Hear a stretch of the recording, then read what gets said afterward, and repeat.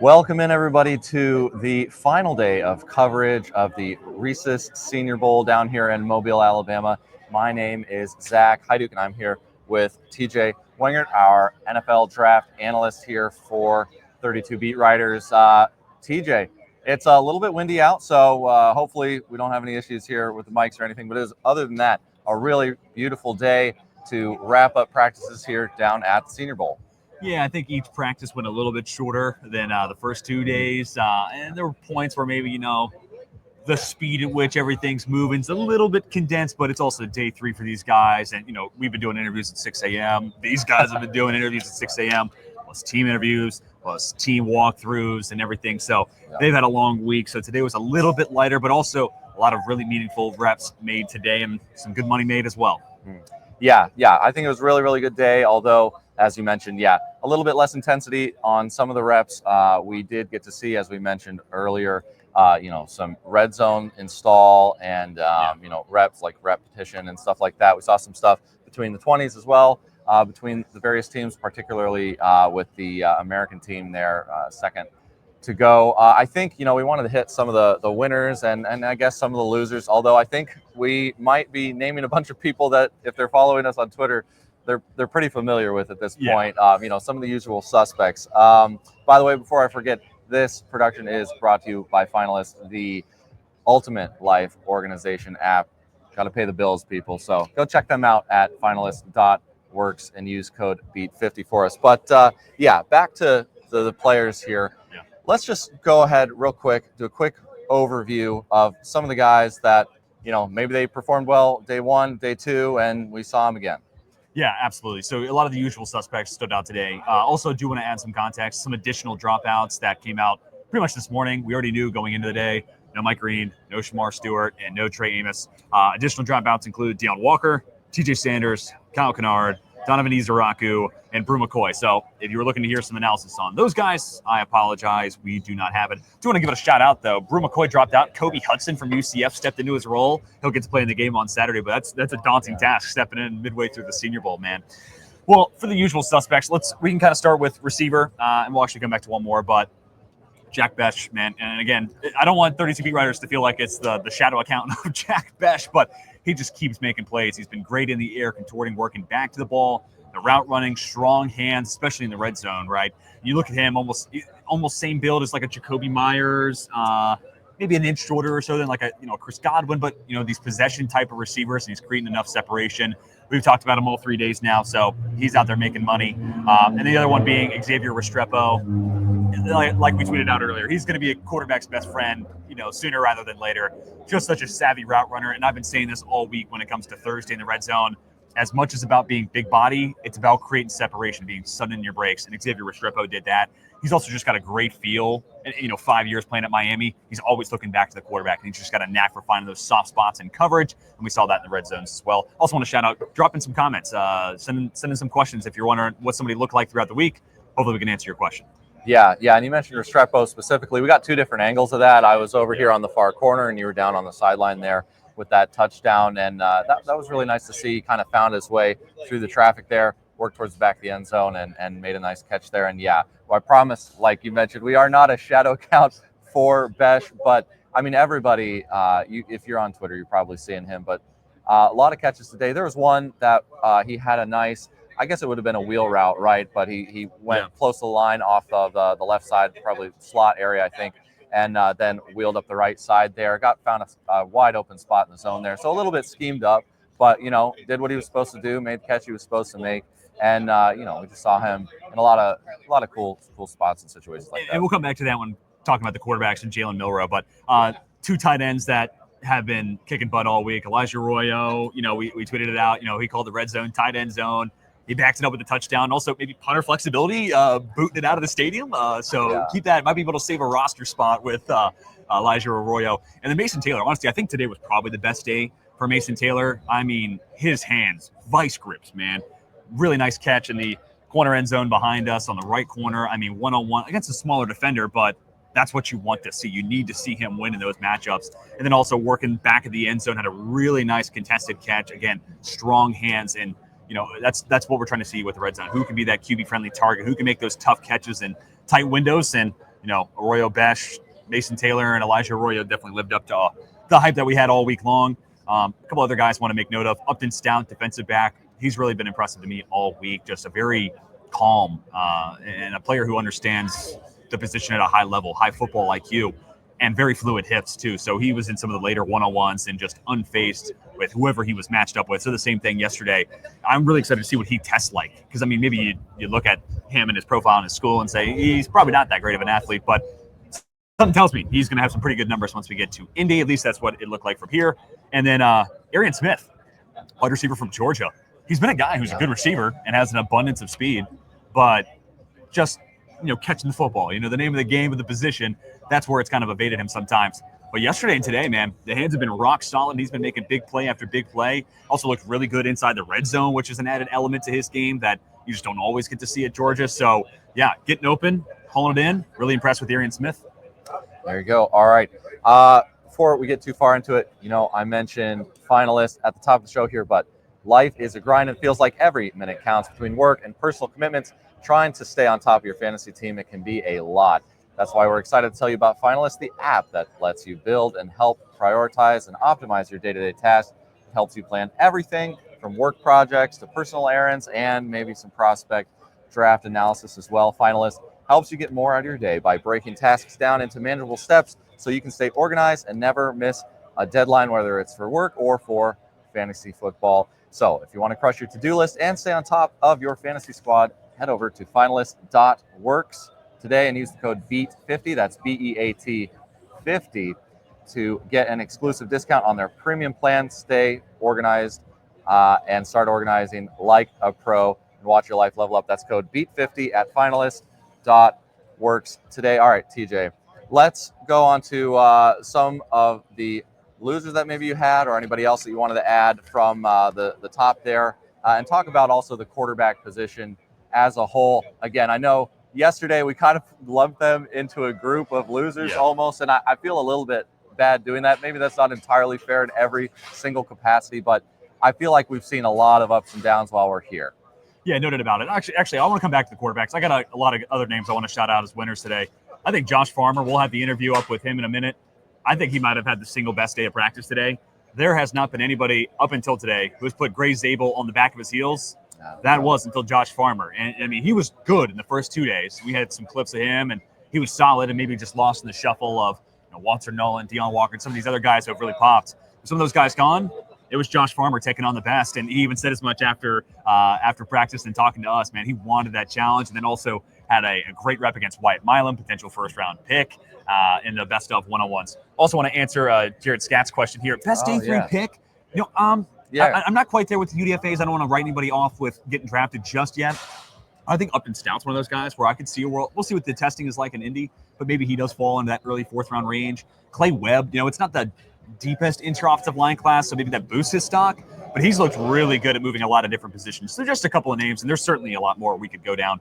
Really the depth of this draft, 1 through 20, you're excited about those guys for sure, but 20 through 60 is a sweet spot, and then once you get into the third and fourth round, I think there's some nice pieces that I wouldn't be shocked that start sooner rather than later or play a big part of a rotation for an NFL team. So just wanted to answer that question. Just a couple of guys that immediately came to mind.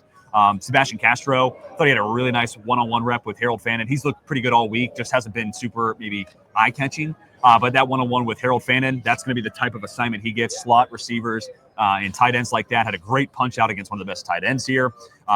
We had a great couple of reps and battles between Pat Bryant, who I love talking to earlier this week, and Tommy Hill. Tommy Hill had a nice pick off a deflection. And then once we got the one-on-ones, it was back and forth with Bryant. I think Bryant probably got the better of the last two. But he comes from a zone-heavy defense, and his profile kind of screams zone-heavy defensive corner at the next level.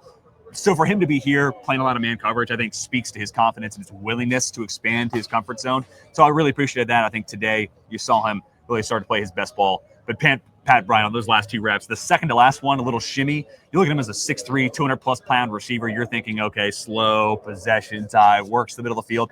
He showcased some nice wiggle there, some nice suddenness out of his break, got a wide-open opportunity in the red zone. Ball never made its way there, so they did it a third time, and that time he just out-muscled Hill. He also had a nice one-handed grab that was out of bounds, but that's on Seth Hennigan, the quarterback. Sick grab there from Pat Bryant.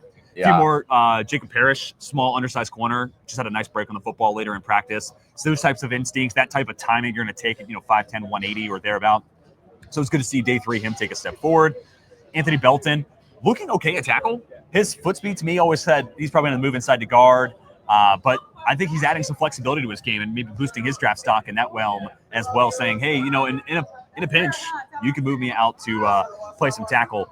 And then I want to shout out some of the Ole Miss guys as well. Princely Uman Mielen, Jared Ivey. Today was a great day for me to kind of focus on those two guys. Uman Mielen, we tweeted out a clip of the speed and bend. That's his calling card. But both those guys were also rock solid against the run today, which is huge for Uman Mielen, expected for Ivy, but they both stood out to me in that regard. All right, any thoughts on those guys? Sorry, yeah, no, you're good. I was already jumping ahead. I was like, all right, let's get to the loser quarterbacks. So now we can get quarterbacks. Yeah, no, I think the only thing I wanted to mention is, the Pat Bryant thing. It was kind of funny because, he gets to the back corner of the end zone, and he turns around, he's like, Where's the ball? And they all throw their hands up. I mean, and he's so open that he had the ability to do that. It was such a dirty route. So I had that. I was I got this shot. It's going to be a perfect thing to post. And then we did post it anyways. But yeah, that was kind of funny. So I just wanted to kind of casually mention that. Yeah. So, when it comes to quarterbacks, day 2 is I think it's across the board a step forward for everyone. Just getting more comfortable. And some of these guys are also shaking off, 3-4 weeks worth of rust. Yeah.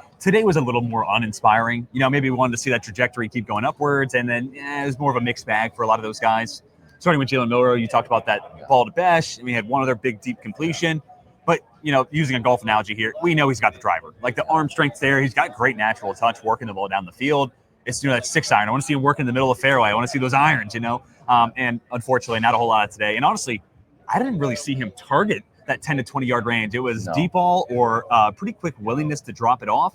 And there were a couple times where, in my opinion, just from where I was standing, other guys were open running up the seam or other hitch routes or, whatever the play concept was. There were other guys open deep down the field, but he was pretty willing to take that check down. So seeing the field, still a bit of a struggle for Jalen Milroe today. Yeah, there was one play specifically that you and I were talking about a little bit earlier where there was, kind of a fade out of both seams, not both sides, and he went to a check down to I think the running back in the middle of the field, and it just left us questioning look, if he was looking left or if he was looking right, there was something open. There was something pretty well open. So I don't know if he was being coached for some reason to go to that guy, maybe they wanted to see something from the running back. I don't know. We don't know everything that goes down, but it was really odd to see on replay, especially several times. It's easy for me to say, I suppose, but either side he looked, there was a wide open shot right up the seam. So it was kind of odd. And you'd hope to see a little bit more. We will say, I won't get in a clicker and start drawing circles like a certain ESPN analyst and start second guessing what a quarterback's going to do. I also I don't know where the pressure stood. Because there was another one where they're basically running sticks and he took the quickest, check down or quickest of those, comeback button routes. And maybe it was just pressure. Maybe it was just, hey, first guy's open, I'm going to get the ball out quick. So, I don't want to, do too much of that. I don't want to get roasted by Fitzpatrick and everyone. Trying to get people in our mentions over here. Not trying to stir up any controversy. Jackson Dart, we tweeted out that clip of the 2-minute drill, and he looked good and he looked comfortable operating that. But again, to the speed and the intensity, especially that first hour of practice, I'd say a lot of the defensive stuff was at 75 to 80% speed. Yeah. And these guys have gone through a lot. They're not trying to go out there and get hurt. And I think that's one thing that's been cool about the Senior Bowl this year, or at least, a positive for the Senior Bowl this year. A lot less injuries than what I remember from last year. So some of that might factor in the equation as well. Nobody wants to come here and get banged up. And then specifically when we got to the tight area inside the 10, low red, there just wasn't anything super inspiring from Dart. Nothing bad. Didn't make any major mistakes. No boneheaded picks. He was getting rid of the football. But there was just nothing there that was okay, that's what we've been waiting to see. He had a nice ball in the one-on-ones between the running back and linebacker. I tweeted out a clip yesterday with Brenning Stool against Billy Bowman. And we're starting to see some of those tight windows, but I'm also starting to be it's a one-on-one. There's only one defender in the picture. And it's a tight window throw. That's a step in the right direction. But I'd like to see a little bit more of that when it's 11 on 11. So, it's still a mixed bag. We'll see how he plays on Saturday. I do think, though, all that said, he's been the best quarterback here pretty comfortably. And I think Dylan Gabriel, a little bit of a mixed bag today. Yeah. Wasn't super sharp. I didn't see any fumbles, I don't think, I don't know. At least that's a plus. But Jackson Dart had one. That was from the pistol, too, so that was a little weird, not under center. But both those guys were getting more and more comfortable, I think, under center today. So we're making steps in the right direction, and it's not like you're going to fix the flaws of these guys overnight or in 3-8 period here. But I do think Dart's been the best guy here, but I still don't know if I'm sticking my neck out there. I know a lot of people are pumped up and want to see him in the first round, but I don't know if I'm doing it until round 2, maybe even round 3, but probably in the second round right now for me. Milrose probably worked himself into that, late 3rd, 4th round conversation at this point. It's been a bit of a struggle. And honestly, I wouldn't doubt, I'm not saying this definitively, not going to be in my next mock, can't say for certain, but I could see where some of the other guys here maybe end up going before Jalen Milrose. So it's going to be interesting. Or the guys who weren't here, like a Quinn Ewers, right? Like maybe they've now put themselves in the spot to leapfrog Jalen Milrose. While I'm talking draft stock, I do want to hit on some of the guys earlier. Jack Besh, Xavier Restrepo, those guys are not getting out of round 2. Count it. Restrepo definitely, in my opinion, wasn't getting out of round 2 before here. Whatever the 40 is at the combine, he's not getting out of the top 64. Besh, same thing. Mason Taylor, Elijah Arroyo, they were guaranteed to go top 100, but now they're both probably, I think they probably locked up tight end 3 and tight end 4 respectively. I'll probably go Arroyo then Taylor, but Taylor's been my tight end 3, so I don't know if I'm totally willing to nudge it, but it'll be close between those two. And I can totally see where both of those guys go in the top 75 now versus the top 100. So did want to give a couple of stock updates on how I see this entire class and where these guys have moved up the board a little bit. Any other quarterback thoughts? Any other guys stand out? Hennigan was a little up and down. Elgersma, a couple of nice throws, but kind of more of the same, where you see some flashes, but still a bit of an adjustment for the kid. Yeah, no, I think in general, I think everything that you said is basically the same thoughts that I had. Yeah, there were some, this isn't reporting, so take this with a grain of salt, but like there was some, rumblings around that like maybe Milroe looked a little bit uncomfortable throughout the week. Now, of course, it's probably uncomfortable in a lot of places for everybody, and somebody like him, especially coming in the week, he has a lot of pressure. Everybody knows all of that, and he's going to be asked probably more than any other quarterback some of the hardest questions. Through this whole entire draft process from now to his pro day all the way up to the combine especially, and we know that's a pretty big pressure cooker there. So, we'll have to see how that continues to shake out, but yeah, that's pretty much all I got on that, I think. Piggybacking on that, I mean, I don't think I'm going out on a limb and saying this, but there was no bigger week for anybody here than Jalen Milroe. Like, he came here and had the most to gain out of this week, and because of that, man, that's a pressure cooker, no doubt about it. And as the week goes on and maybe it's not going the way you want, and that's kind of where like the reads and my concern come in there. I hope he's not pressing, and now the question is going to be, do you throw at the combine? Because I don't necessarily know if this week boosted his stock. Well, I'd certainly say it didn't boost his stock, and did it keep it the same? Did it drop? That's for teams to decide, I guess. But does he throw at the combine? Does he not have anything to lose now? That's going to be the next conversation, because it might only be able to go up from here. And then his pro day, both of those environments are thrown against air. So I would, with that type of an arm, I think back to Anthony Richardson. We were talking about this, a few hours ago, where Richardson, what do you remember from his combine? 4.44 40, and he's got a howitzer of an arm, and he had that one nuke ball, deep, 60, 70 yards in the air. Against air, Milroe can do each of those things, and all of a sudden, it may be, Milroe season all over again for draft community. So it's gonna be curious let me hear your thoughts. Do you think he throws at the combine? I'm kind of leaning towards he does, because again, you're throwing against air. What do you have to lose? But that is going to be an interesting conversation moving forward for him. Yeah, we'll have to see how that continues to shake out. And just as a reminder, guys, if you don't already, make sure to go and follow us on YouTube, trying to build out that community there. So definitely go ahead and do that. And if you're watching that there, thank you for being there as well. Make sure to go ahead and subscribe wherever you're viewing this as well. And check out on YouTube, as I mentioned, we have a lot of the guys that we have just talked about, we have an interview for, and TJ has done such a good job. And, honestly, I do want to take a second here. TJ, I want to recognize this guy, first year of him being down here, he has absolutely killed it. I hope you guys, take a look at all the work he's done for us. He has done every single interview. He's been up at 5 o'clock, like every single day, early days, late nights. So TJ, I do want to just say thank you to you, and you've done a really awesome job, and it's been great to be here with you. Well, it's been great to be with you, and what Zach's not saying, he's been right by my side throughout the entire journey. So I wouldn't be here without Zach Hyduk, and also Matt Olson helping us out from afar, as well as the rest of the 32 beat writer staff. Also, let's give a thank you to Jim Nagy having us here. We're on Radio Row. We're here getting the opportunity to do a live recap right here at the 50 at Hancock Whitney. That's awesome. And his staff has been tremendous, and they've been one of the highlights of this experience, and my first time here, and it's been a joy to get to work with them. One other thing I want to highlight, I'm going to go ahead and get started on working on my post Senior Bowl mock draft. We'll wait till after the game is aired, just in case things change and whatnot, but be on the lookout. Hoping to get that posted by 6 o'clock Eastern or so on Saturday. So definitely, we're trying to build out the YouTube, so good reason for you to subscribe right there, get the bell notification on. Mock draft coming this upcoming Saturday, post Senior Bowl style.